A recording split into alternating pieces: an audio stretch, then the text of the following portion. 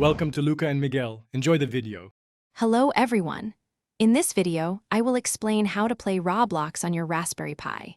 Since Roblox is not natively supported on the default Raspberry Pi operating system, we will explore the best workaround. The Raspberry Pi 5, with its enhanced capabilities, makes this endeavor more feasible than ever before. We will focus on a method that provides the most playable experience, allowing you to enjoy your favorite games on this versatile single-board computer.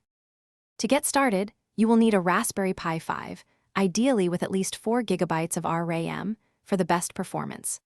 A micro SD card of 32 GB or more is essential for storing the operating system and games.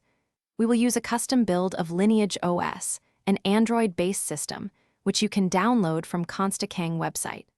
Finally, Baelna Etcher is a free tool to easily flash the operating system onto your SD card.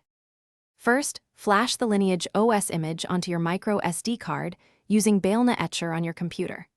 After flashing, insert the SD card into your Raspberry Pi 5 and power it on to complete the initial Android setup. Next, you will need to install the NICGApps package to gain access to the Google Play Store. Once the Play Store is installed and configured, you can simply search for Roblox and install it just like on any other Android device.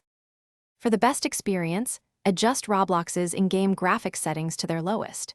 You can also try increasing your Raspberry Pi's CPU frequency in the system settings, but be sure to have robust cooling, like a good heatsink and fan, to prevent overheating. While the Raspberry Pi 5 offers good performance, expect some lag and longer loading times, particularly in more complex games. Basic games generally run more smoothly. Thanks for watching and please subscribe.